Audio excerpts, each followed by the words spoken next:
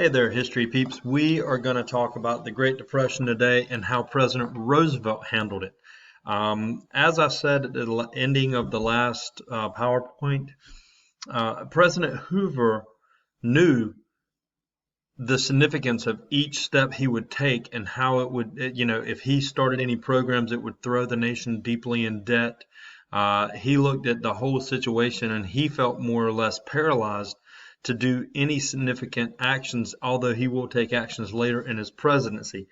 But President Roosevelt, and he's known as a class traitor because he's from one of the wealthiest families in America at the time. He's also the cousin of Theodore Roosevelt, President Theodore Roosevelt, and of course, so he's from a prestigious family. I think they were fifth cousins, but he's known as a class traitor because he's going to look out for the working man and the lower middle class people instead of taking care of the big business. More or less, he's gonna work from the middle up. So, and his philosophy is we need to try something. We need, hey, if it puts us in debt, that's what we need to do. We need to get out of this depression. So, and keep in mind, he is one of the most studied and one of the most revered presidents of the 20th century, and his programs, although they do not get us out of the Great Depression, the two New Deals, it inspires hope for people, and he's considered one of the top 5 to 6 greatest presidents we ever had. So here's some things we're going to talk about: how Roosevelt dealt with the Depression, the New Deal 1 and 2, and how people coped with the hard times of the Depression, which we've already hit on a little bit. So keep in mind, why the Great Depression ends finally is our involvement in World War II. So the election of 1932, as I said, FDR is elected. He's the former governor of New York. He pledges in one of his campaign speeches a New Deal for Americans, piggybacking off of his cousin's Square Deal for the American people. And he believed in helping the common man, or what he calls the forgotten man. That would be the lower middle class, the poor in America, and even middle class. So as you see, the Democrats are going to win. They're going to win Congress. They win a majority in Congress. He wins the presidency. He is a Democrat, and he's going to have a majority in both houses to work with, and he's going to do this very, very skillfully, very, very skillfully. The banking system was in disarray. It was in a free fall. People were literally burying their money in the backyard. If they had a backyard, they were keeping their money in shoe boxes. They didn't trust banks because, once again, these banks had taken all of their life savings when these banks went out of business or when they were in troubled times. So people didn't trust the financial institutions. So here is the election map of 1932. If you look, FDR wins every state except for Maine, New Hampshire, Vermont, Connecticut, Pennsylvania, and Delaware. All the other states are his. So, in his inauguration speech, and I used to have an audio of it, but you can look it up if you want. In 1933, his inauguration speech, he says, "The only thing we have to fear is fear itself," which actually goes a long way in our today's world. One of the easiest traps to fall into is fear and how everything's coming in around you. He says, hey, the only thing we got to fear is fear itself. And, we're going to work our way out of this thing. So he's going to use this new medium called radio, and he is going to introduce these fireside chats to the nation. This is a very intelligent man, but he is able to sit down with a radio every Sunday, or off and on Sundays. He doesn't do it every Sunday.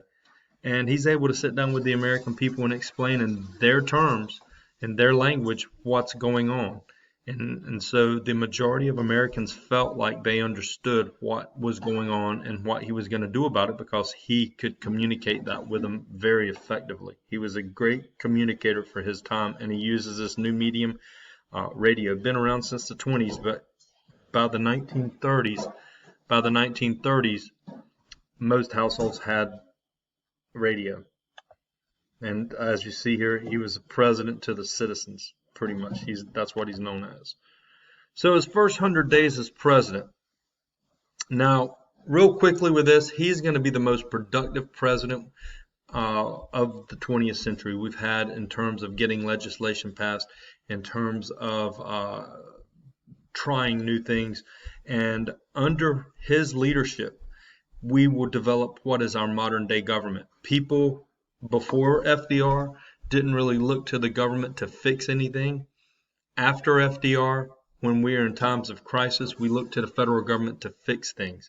And we look to the federal government for guidance and leadership. And it's really starts. You could argue with Lincoln. You could argue his cousin, because his cousin kind of invents the modern day presidency. But FDR is the one who really modernizes this thing. And we have a lot of things in our modern day government thanks to him. So let's look at his first 100 days. He classifies, we classify his New Deals as the first and second New Deal. And we have three different areas we focus on because he had three different areas he focused on. As historians, we talk about these. It's relief. This program was, or these programs were an immediate response to the Depression. Then he looked at recovery to get the economy back on track. How are we going to do this? We passed programs that are recovery programs. And then reform. He wants to make certain we never had a Great Depression again. So he's going to put in programs to ensure safeguards for our economy. If you look here, so with those ideas, with those classifications, and this reversing the spiral of depression, we haven't got to his first 100 days yet, but these are things he was looking at as he's entering the presidency. So reversing the spiral of depression. He says, hey, you know what? The government has to spend money. We're going to have to go into deficit spending, meaning we're going to have to spend more money than the government's earning, and we're going to have to put it on a tab. So he creates these what is called alphabet agencies, which you're going to have a project on with some of them. Which these alphabet agencies, these are federal government agencies that will promote hiring Americans. So we're going to hire more Americans, which means if you hire more Americans, they're going to spend more because they're going to be making money. Demand for goods increases because people are buying goods. More goods have to be produced. So when more goods have to be produced, more people with jobs equals more pay. So of course, then you go from more spending, demand for goods increases. More goods have to be produced, more jobs, and as you see, it just goes in a circle. All right, this is Keynesian economics, named after the British economics guru Keynes, who develops this. And this is, as you see, cycle of prosperity. Democrats call this process prime pumping. You're pumping the well, getting the water going, getting the money going. So government should spend more. This is a new theory. It's called Keynesian. There you go. John Maynard Keynes develops this. He's British, but FDR takes this thing and runs with it. And like I said, his thing was we got to try something. Government should spend heavily during a recession, even if it had to run a deficit in order to jumpstart the economy. He did believe this. FDR did the wrong thing in 1937 when he cuts back his programs, and it creates another depression for us. So keep that in mind moving forward.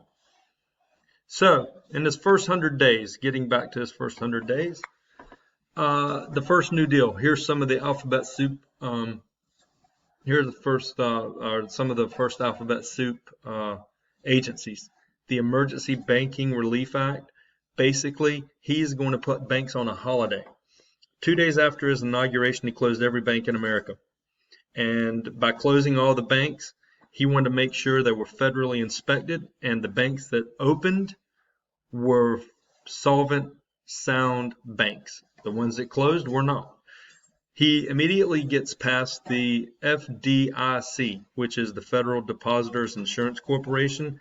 You might want to make sure your bank is a member of this to this day. Hint, most of them are. But if your bank is not a member of this, your money is not insured by the federal government. So if your bank closes, you lose all of your money, everything you put into it. Back in 1933, it was $5,000 the federal government insured up to. Today, it's $250,000. So the Glass-Steagall Act sets up the FDIC, and as you see, insures bank depositors. So people left their money. So this encourages people to leave their money in the banks, and the federal government will back up to $5,000 in 1933, $250,000 today. So Securities and Exchange Commission, the SEC, regulates the stock market. Basically, the goal for this is to prevent insider trading and market rigging, which was one of the causes, or the main cause, of the Great Depression. We had a few major stockholders that got together and all agreed to sell their stock. This is called market rigging. It was legal until 1933, and it's looked upon negatively today. It's still a crime. It's just how hard we enforce it. So as you see, these programs were designed for recovery and relief. And you're going to get deficit spending out of this, and we're priming the pump. Oh, let's go back. So, Public Works Administration undertook huge projects that employed thousands of workers, like bridges, hospitals, airports, and even aircraft carriers. The Civil Works Administration created jobs by using federal money in local governments. The TVA is a big one. In the first New Deal, this is a big one as well. Not only the banking, but the TVA, the Tennessee Valley Authority, is the first example of regional planning by the federal government. They built factories and electrified an area that did not have electricity. To this day, in the Tennessee Valley area, this is favored. This is a program they remember because they didn't used to have in the mountains and the foothills and stuff. They didn't have electricity, but after the TVA came in, they did. It improved all of their facilities. These people now have electricity. In the 1930s, the CCC, Civilian Conservation Corps, employed over 3 million single males to work for the federal government on civil projects. The AAA, the AAA, Agricultural Adjustment Act, paid farmers not to produce food, and it caused the price in food to increase for farm goods, which is good for our economy. If prices increase, the farmers make a little bit of money. Think about it though. If you're buying the food, the prices go up for you, so you're not going to like that. And the NRA. This is the National Recovery Act, not the modern day NRA. This is the National Recovery Act. They set price controls to end competition. They set a 40-hour work week as the work week for Americans, and they established a minimum wage. They also abolished child labor. First time in U.S. history we've been able to do that at the federal level. So here's some pictures of the Conservation Corps. As you see, it's not enough help. So by 1935, the economy still hadn't recovered. People were still starving. Here are some major New Deal critics.